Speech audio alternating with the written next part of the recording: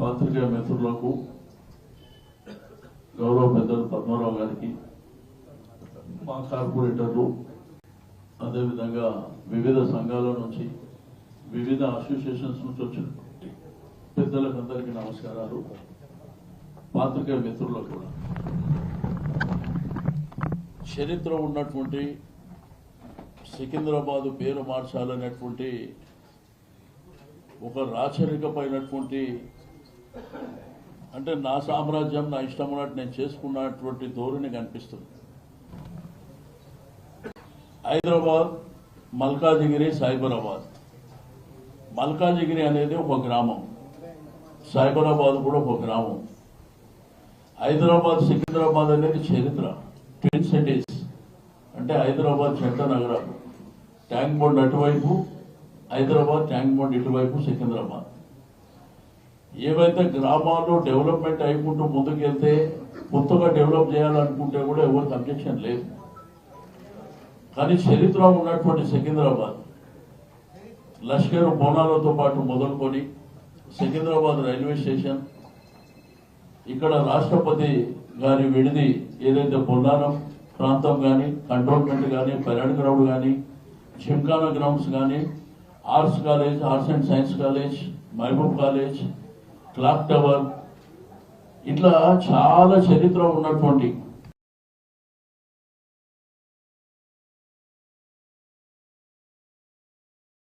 రాజశేఖర రెడ్డి గారు పైలాన్ వేసారు బుధపున ప్రాజెక్టు దగ్గర.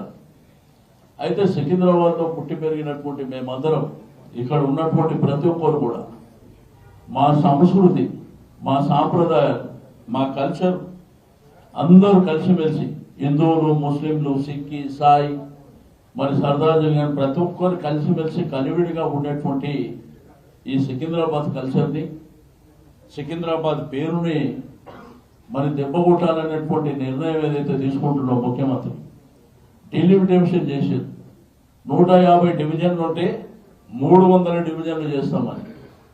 అది ఎట్లుందంటే ప్రజాపాలన కాదు, ఇది ఒక రాక్షస పాలన, రాజ్యం మాదింది, మేము ఇష్టం ఉన్నట్టు చేసుకుంటామని. ఎవడన్నా 9 రోజులల్లా డీలిమిటేషన్ చేస్తాడు. గ్రేటర్ హైదరాబాద్ 1,50,00,000 జనాభా ఉన్నటువంటి గ్రేటర్ హైదరాబాద్ లో 9 రోజుల డీలిమిటేషన్ అంట. స్టేక్ హోల్డర్స్ అడగలే, ప్రజలను అడగలే, ప్రజాప్రతినిధులు అడగలే, కార్పొరేషన్ నడిపిస్తున్న మేయర్ గారిని కూడా అడగలే. 9 రోజులల్లా గూగుల్ మ్యాప్లు తీసుకొచ్చి మార్కింగ్ చేసి ఇది మార్చేస్తున్నామని చెప్పి, మీ తాత జాగిర్ అనుకుంటున్నా మార్చడానికి. కాబట్టి ఈ విషయంలో ప్రభుత్వం విడ్రా చేసుకొని సికింద్రాబాద్ పేరు సికింద్రాబాద్ జిల్లా కార్పొరేషన్ లేదు, లష్కర్ జిల్లా కార్పొరేషన్ పెట్టే వరకు మేము వెనక్కి తగ్గే ప్రసక్తి లేదు.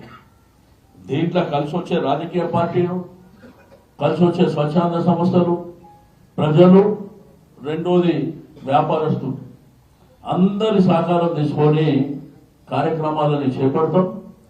11వ తేదీన ఉదయం 10 గంటలకు లీ ప్యాలెస్, బాలో డ్రైవ్, మరి ఆ ప్రాంతంలో ఆ ఫంక్షన్ హాల్లో మీటింగ్ ఉంటుంది. కాబట్టి దయచేసి నేను మీడియా మిత్రులకు ఇన్వైట్ చేస్తున్నా, అన్ని స్వచ్ఛంద సంస్థలకు ఇన్వైట్ చేస్తున్నా.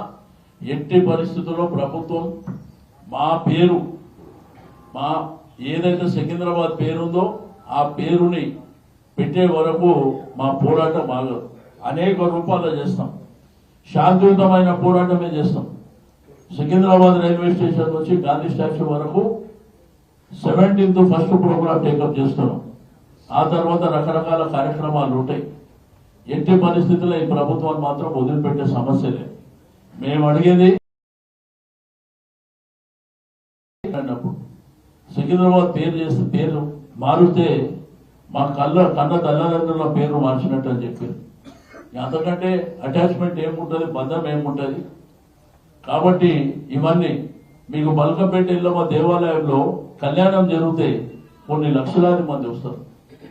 అంత చరిత్ర ఉన్నటువంటి సికింద్రాబాద్ ప్రాంతాన్ని, ఇక్కడ వినాయక టెంపుల్ కానీ, ఇక్కడ ఉన్నటువంటి మహంకాళి టెంపుల్ కానివ్వండి, అనేకమైనటువంటి దేవస్థానాలు ప్రజలకు ముడిపడి ఉంటాయి. మేము ఎక్కడోడు మీరంటే దేశ విదేశాలకు ఎక్కడ పోయినా మేము సికింద్రాబాద్ అని చెప్తాం. కానీ ఈరోజు సికింద్రాబాద్ పేరే తీసేసినాక మేము మల్కజీరోలో మనం చెప్పుకోవాలా? సైబర్ ముఖ్యమంత్రికి ధైర్యం ఉంటే హైదరాబాద్ పేరు మార్చమని చెప్పుతామంటే అది మాత్రం శాత కాదు. కానీ మాట్లాడితే అసెంబ్లీలో కూడా చూస్తున్నారు, మీరు బయట చూస్తున్నారు.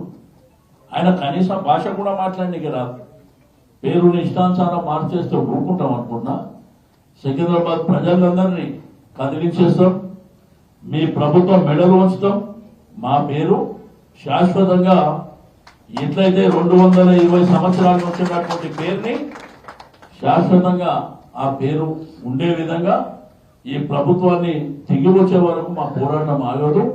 చాలా రూపాయల కార్యక్రమాలు టేకప్ చేస్తామని చెప్పి నేను ఈ సందర్భంగా తెలియజేస్తూ, మరి ఈ రోజు వచ్చినటువంటి ప్రతి ఒక్కరికి పేరు పేరున అభినందనలు తెలియజేస్తూ, నేను కంటోన్మెంట్ నాయకులు కూడా మాజీ బోర్డు మెంబర్లు కానీ అదేవిధంగా డివిజన్ ప్రెసిడెంట్లు కానీ అందరూ కూడా రిక్వెస్ట్ చేస్తున్నా, ఎల్లుండి జరిగే కార్యక్రమంలో మీ కంటోన్మెంట్ నుంచి కూడా ప్రతి వార్డు నుంచి ఒక 150-200 మందిని మీరు ప్లాన్ చేసుకోండి. ఎందుకంటే మనం చాలా కార్యక్రమాలు తీసుకునేది ఉన్నది, అన్నీ కూడా ఒక శాంతియుతమైనటువంటి వాతావరణంలోనే కార్యక్రమాలు తీసుకుంటాం.